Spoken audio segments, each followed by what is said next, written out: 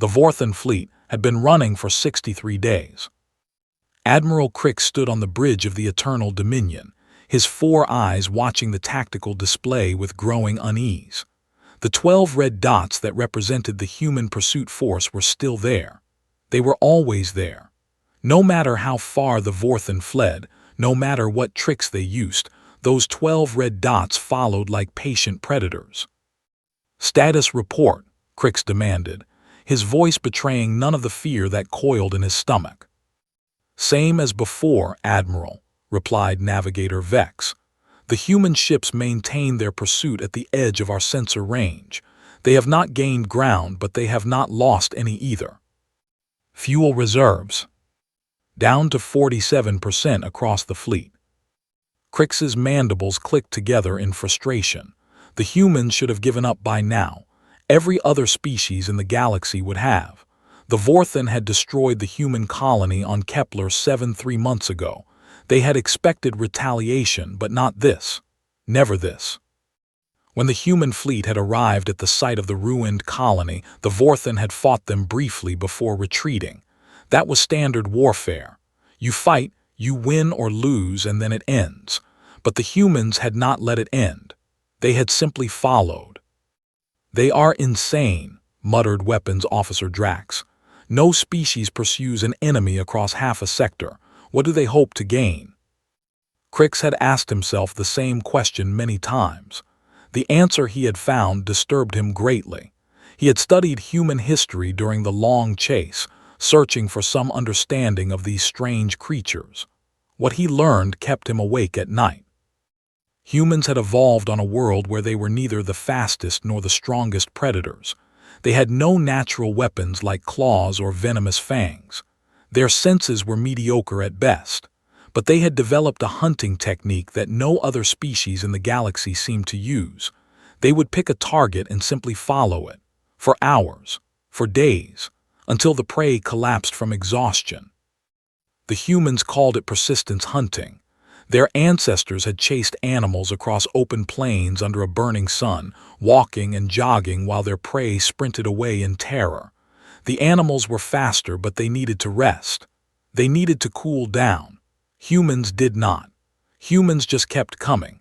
Eventually, the prey would fall and the humans would catch up and kill it. Now they were doing the same thing in space.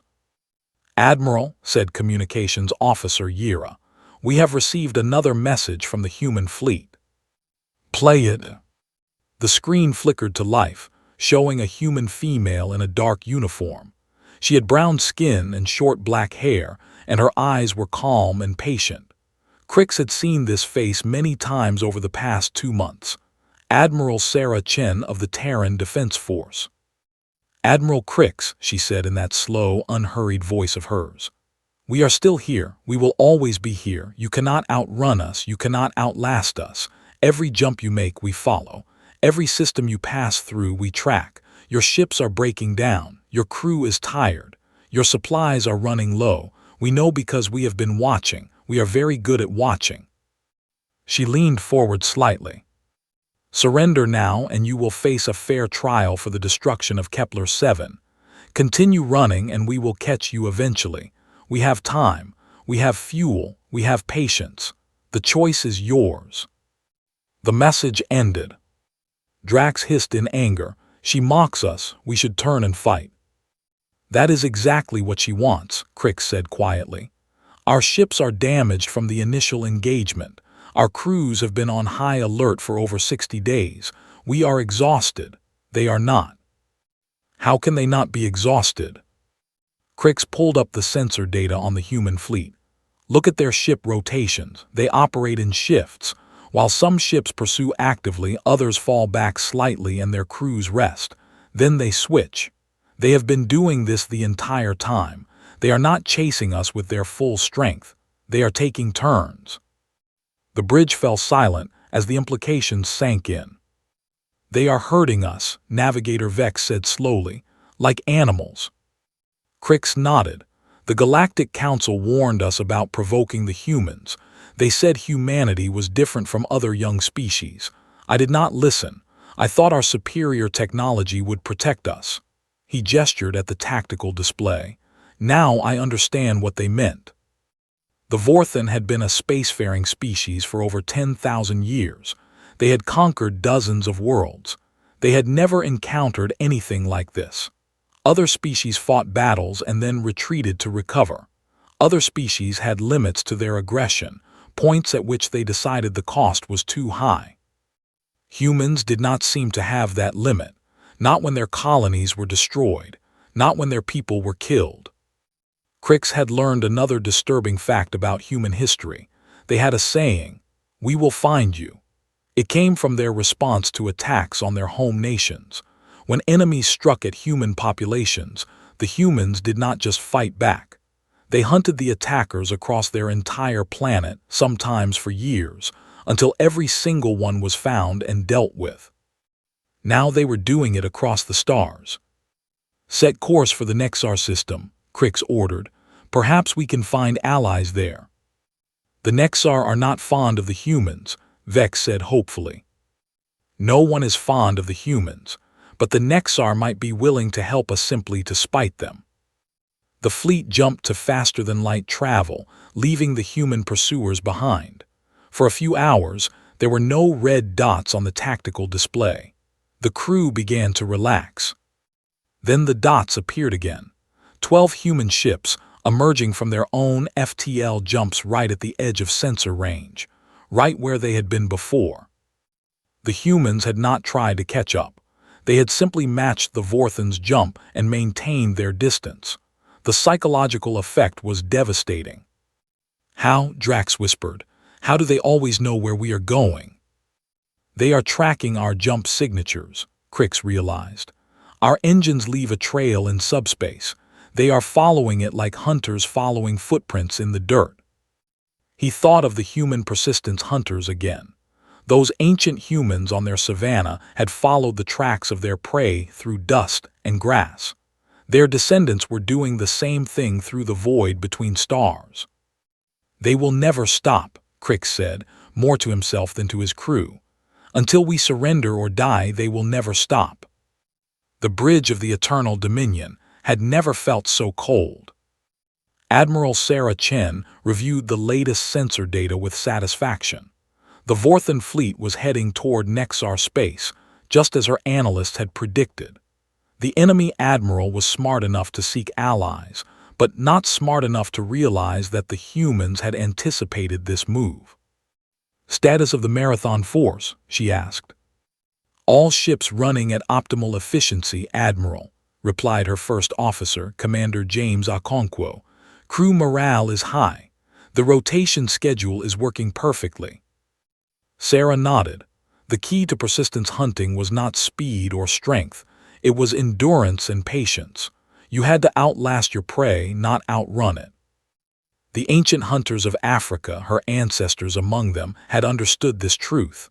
A human could not outrun an antelope, but a human could keep moving long after the antelope collapsed. Humans sweated to cool themselves, unlike most mammals. Humans could carry water and food. Humans could track their prey across any terrain. And now, humans could track their prey across the galaxy.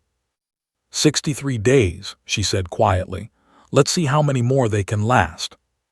The hunt continued. On the Eternal Dominion, a young Vorthen ensign named Keth watched the human ships on his monitor. He had joined the fleet seeking glory and adventure. Now he just wanted to sleep. His eyes burned from staring at screens for too many hours. His body ached from the constant tension. The humans were always there. In his dreams, when he managed to sleep, they were still there, red dots that never went away. He had heard the older officers talking about the Battle of Kepler 7. They spoke of it as a great victory, the destruction of a human colony, but Keth was beginning to wonder if it had been a victory at all. The colony was gone, yes, but now the humans followed, and they did not seem interested in stopping. Keth had seen predators on his homeworld. He knew what it looked like when something decided to hunt. That was what he saw now in the patient, steady pursuit of the human fleet. They were not chasing the Vorthen because they needed to. They were chasing them because they wanted to. because something deep in human nature demanded that those who harmed their people be punished. Keth looked at the red dots and shivered. The humans were not going to stop. He could feel it in his bones. They were going to follow the Vorthan fleet to the edge of the galaxy if they had to. They were going to follow until the ships fell apart and the crew starved. For the first time since leaving his homeworld, Ensign Keth considered the possibility that his species might not be the apex predator it had always believed itself to be. Somewhere in the darkness of space, the humans waited and watched, and followed. Always followed. The next morning, the first Vorthan ship began to malfunction. The cruiser Blade of Vengeance reported engine problems that would require a full day of repairs. The fleet could not stop. They had to leave it behind. Admiral Crix watched the cruiser fall away from the formation, knowing exactly what would happen. Within 6 hours, a group of human ships broke off from the main pursuit and surrounded the Blade of Vengeance. The cruiser surrendered without a fight. The humans had their first prize, and the chase continued. The herd had been weakened. The predators had claimed the slowest member. And Crix understood, with terrible clarity, that this was exactly how the humans intended to destroy his entire fleet. Not in one glorious battle, but piece by piece, ship by ship, until nothing was left. He had never been more afraid in his life. The Nexar system was 3 weeks away at maximum speed. Crix was not sure his fleet would survive that long. But they had no other choice, so they ran. And the humans followed. In the crew quarters of the human vessel Relentless, Lieutenant Marcus Webb finished his 8-hour rest shift and reported for duty. He had joined the pursuit force 2 weeks ago, transferred from the support ship Endurance to replace a crew member who had returned to base for medical treatment. The rotation system meant he was fresh, alert, and ready for action. Around him, the other crew members moved with practiced efficiency. There was no urgency in their movements, no panic, no exhaustion. They knew they had time. They knew the enemy could not escape. They simply had to keep following. Webb had studied the Vorthan before the war. He knew they were a proud species, accustomed to victory, unaccustomed to being hunted. He almost felt sorry for them. Almost. Then he remembered the images from Kepler-7. The burned cities, the mass graves, the children who had died screaming as Vorthan weapons tore through their homes. His cousin had lived on Kepler-7 with her family. Now they were names on a memorial wall. Any sympathy he might have felt evaporated like morning dew. The Vorthan had chosen to start this. The humans would choose when it ended. Webb took his station at the sensor console and checked the readings. The Vorthan fleet was exactly where expected, still running, still afraid. He settled into his chair and prepared for another shift of watching and waiting. That was the thing about persistence hunting. It was not exciting, it was not glorious, it was just steady. You kept moving, you kept watching, you waited for the prey to weaken.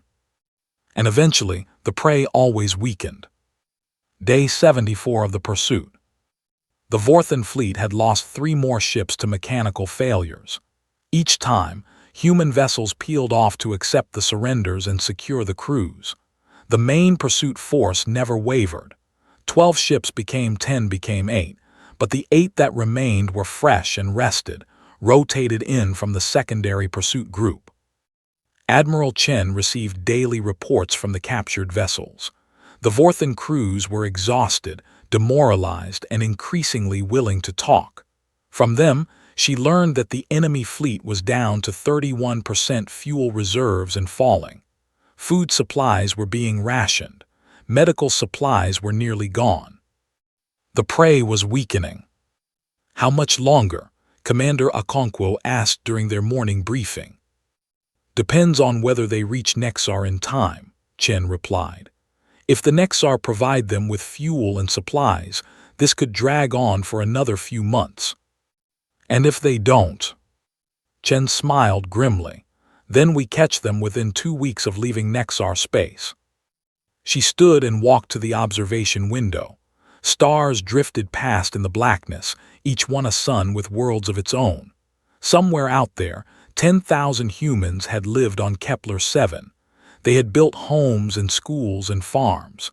They had raised children and made plans for the future.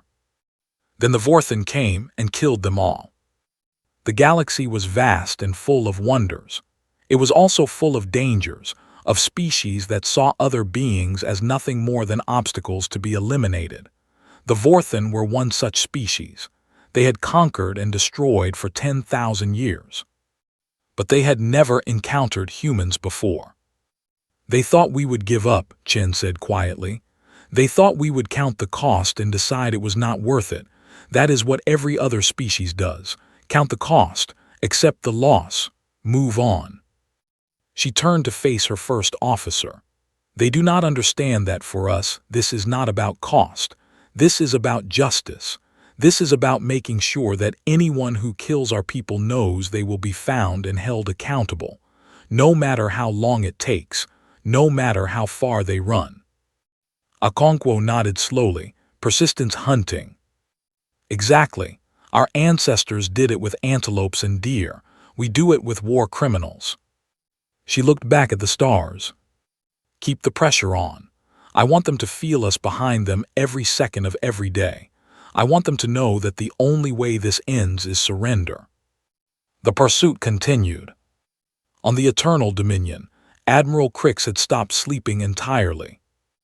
Every time he closed his eyes, he saw the red dots. He saw Admiral Chen's calm, patient face. He heard her voice telling him that they would never stop. He knew he was breaking. He could feel it happening. The stress of the chase, the constant fear, the knowledge that his fleet was dying ship by ship, it was crushing him. But he could not surrender. The Vorthen did not surrender. In 10,000 years, no Vorthen admiral had ever surrendered a fleet. He would be the first. His name would live in infamy for all eternity. Better to die fighting, he told himself. Better to turn and face the humans and go down in one final battle. But even that was not a real option. His ships were damaged, his crews exhausted. The humans were fresh and ready. Any battle would be a massacre. So he ran, because running was the only option left. And the humans followed. 16 days to Nexar. The Vorthen fleet lost another ship to a reactor malfunction. 2 more reported serious engineering problems that would require constant attention. The cruiser Storm of Fury experienced a mutiny when half the crew demanded surrender. Admiral Crix had the mutineers executed. That stopped the mutinies, but it did not stop the fear. The humans sent another message. Admiral Chen, calm as always, repeated her offer of surrender and fair trial. She mentioned the captured Vorthen ships and crews. She confirmed that they were being treated well. She pointed out that the hunt would end eventually, one way or another. Crix deleted the message without watching it all the way through, but he knew his crew had seen it. He knew they were thinking about surrender, thinking about how good it would feel to stop running. He could not blame them. He was thinking the same thing.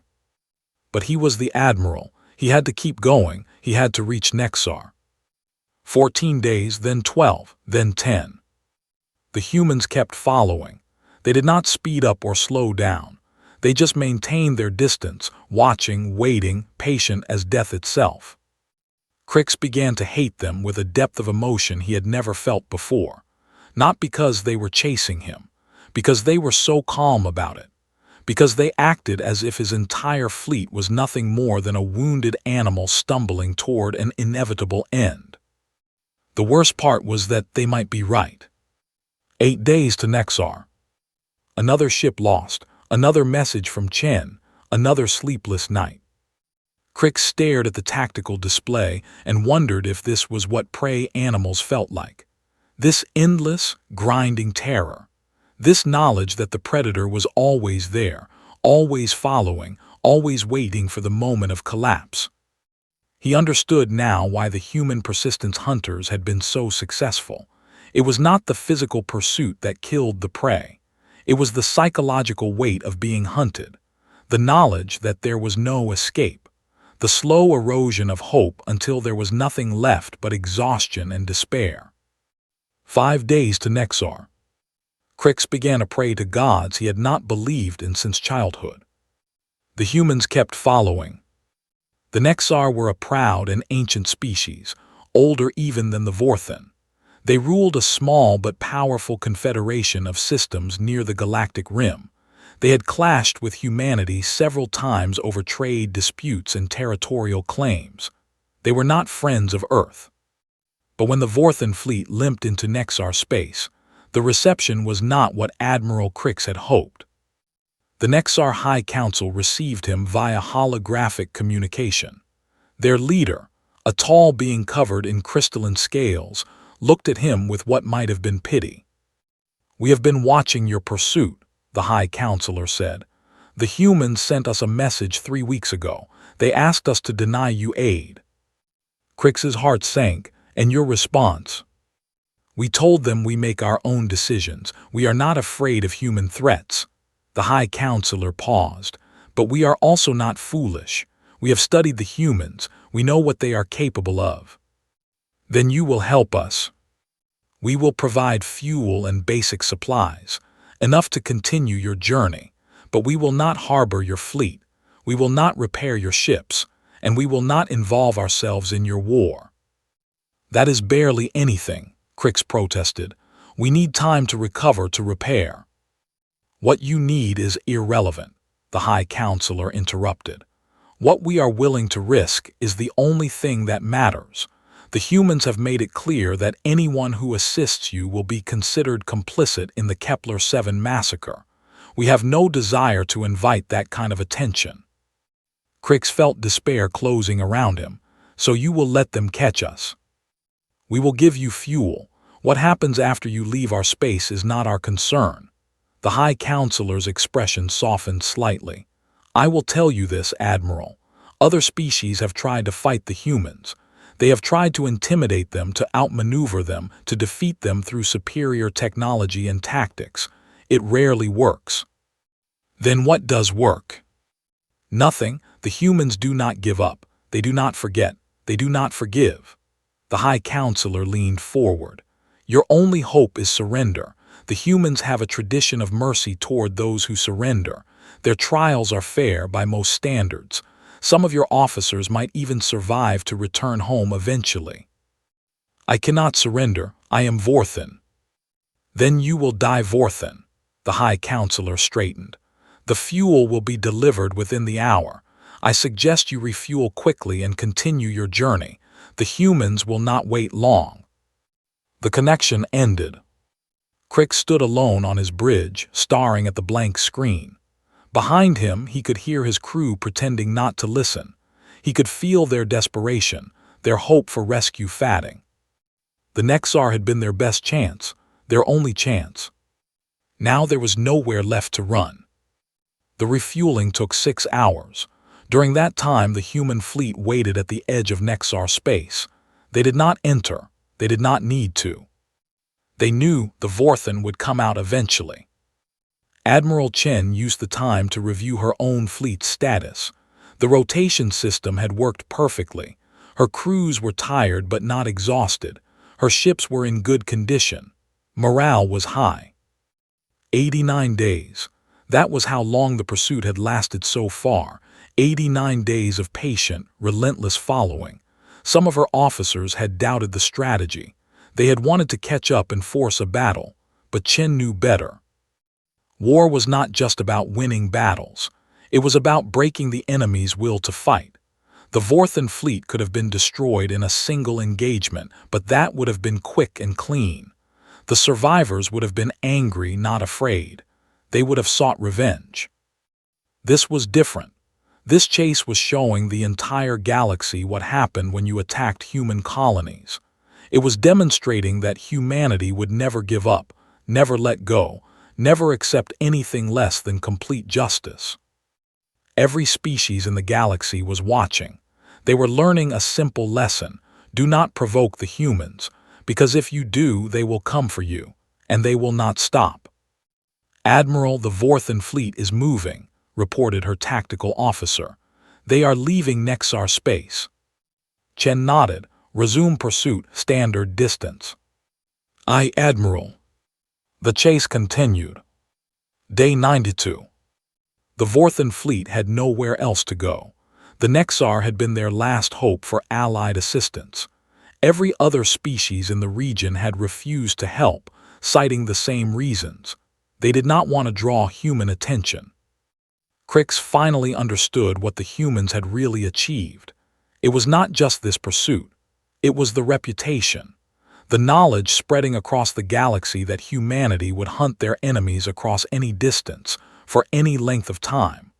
Other species were afraid to help the Vorthan not because of what the humans might do now, but because of what they might do later. The humans were patient. Everyone knew that now. Patient and relentless, and absolutely committed to punishing those who harmed their people. Crix looked at his remaining fleet, 18 ships out of the original 31. The others had been lost to mechanical failure or surrender. His crews were barely functional. His officers were making mistakes they would never have made under normal circumstances. And the humans just kept following.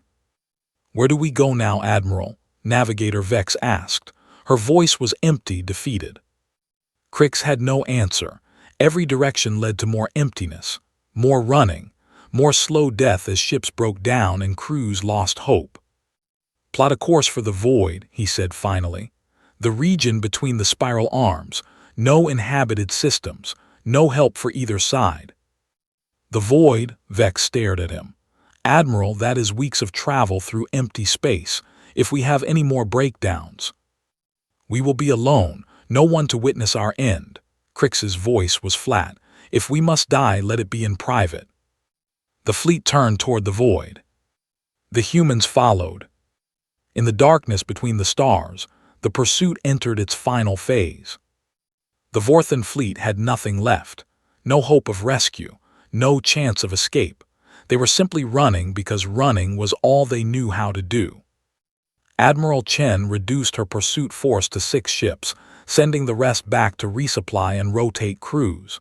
She did not need numbers anymore. She needed patience.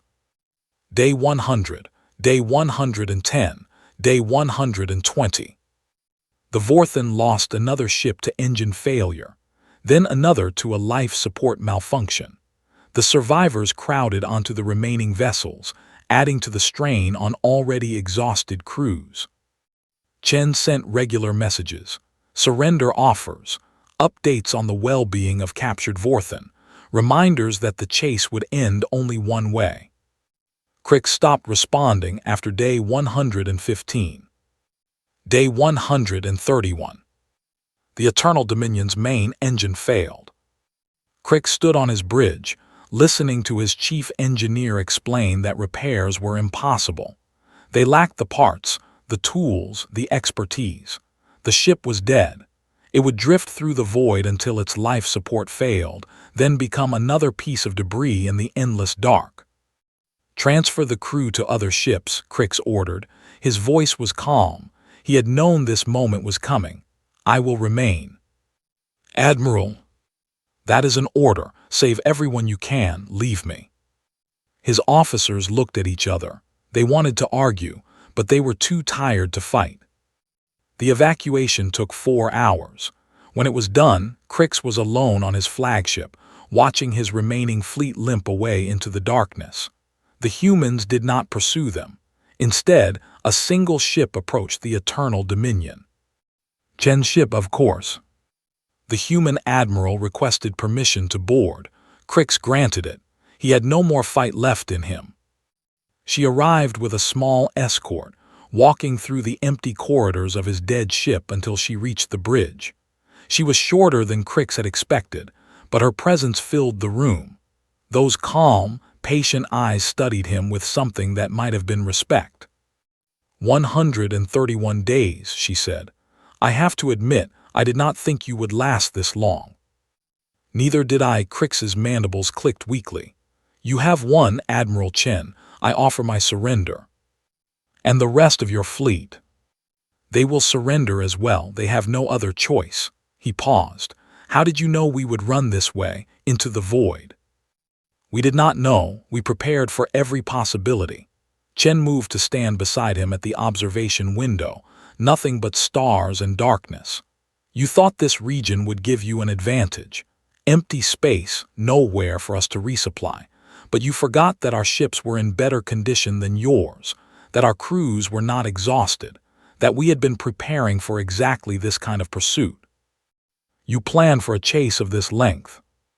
We planned for a chase of any length. That is the difference between us. She turned to face him. You destroyed Kepler-7 because you thought we were weak. You thought a young species, barely a century into space travel, would not have the will to respond. You were wrong. I know that now. The galaxy will know it too. Every species that has been watching this pursuit will understand what it means. Humanity does not forget. Humanity does not give up. Attack our people and we will find you, no matter how long it takes. Crix looked at her. Is that why you did this? Not just for justice, but for the message. Both justice and deterrence are not mutually exclusive. Chen's expression softened slightly. You will face trial for Kepler-7. The evidence is overwhelming, but you will receive a fair hearing. That is more than you gave the 10,000 people you killed. And my crew. Those who were not directly involved in the massacre will be released eventually. Those who participated will face their own trials. She paused. We are not monsters, Admiral. We are simply determined. There is a difference. Crix thought about his ancestors, who had conquered world after world through force and terror. He thought about the 10,000 years of Vorthan dominance, built on the belief that strength and aggression were the only things that mattered. He had learned something different during this chase. Strength and aggression were not enough.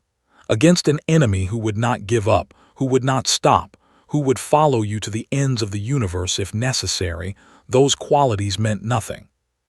The humans had a different kind of power, the power of patience, of endurance, of absolute commitment to a goal. His species had never faced anything like it. Take me to your ship, he said finally. I am ready. Chen nodded. One more thing, Admiral. The people of Kepler-7 had names. They had families. They had hopes and dreams that will never be fulfilled because of what you did. I want you to remember that during your trial. They were not statistics. They were human beings. And we came all this way for all this time because their lives mattered. Crix had no response to that. He followed her off the bridge of his dead flagship, leaving behind the shattered remains of Vorthan pride. The news spread across the galaxy like a shockwave. 131 days. The humans had chased the Vorthan fleet for 131 days across half the galaxy. They had captured every ship, every officer, every crew member, not through superior firepower or advanced technology, but through sheer, relentless determination. On a dozen worlds, leaders who had considered attacking human interests reconsidered. On 100 more, military planners updated their assessments of human capabilities. The word spread through diplomatic channels and intelligence networks and casual conversations in starport bars. The humans do not stop. If you attack them, they will come for you. They will chase you until you cannot run anymore. They will follow you across the galaxy, across the years, across any obstacle you put in their way. Because somewhere in human history, on a hot African savanna millions of years ago, their ancestors had learned a simple truth. You do not have to be the fastest or the strongest. You just have to be the most persistent. And now that lesson had been translated into the language of interstellar warfare. Admiral Sarah Chen stood in the Memorial Garden on New Kepler, the replacement colony established 6 months after the original's destruction.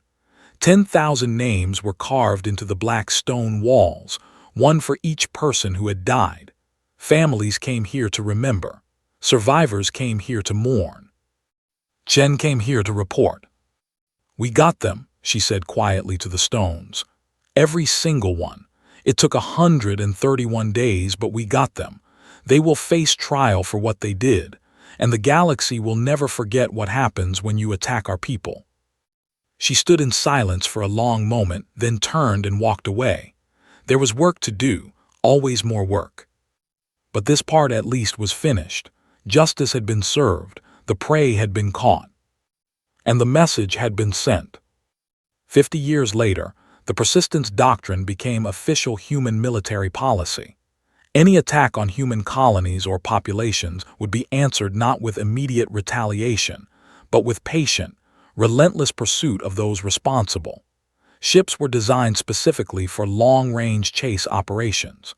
Crews were trained in rotation systems that allowed pursuits to continue indefinitely. The doctrine was tested only twice. Both times the attacking species surrendered within weeks before the chase even properly began. They had heard the stories. They knew what would happen if they ran. The galaxy had learned its lesson. Humans were not the strongest species in the cosmos. They were not the most technologically advanced. They were not the most numerous or the most aggressive. But they were the most patient, and in the end, patience was enough. The hunters had come to the stars, and the stars would never be the same. Commander Okonkwo eventually became an admiral himself. He led 2 more persistence pursuits over his career, both successful. When asked about the experience, he always gave the same answer. "The enemy thinks we are chasing them. They are wrong. We are simply walking. We have been walking for millions of years. Our legs know how to do it.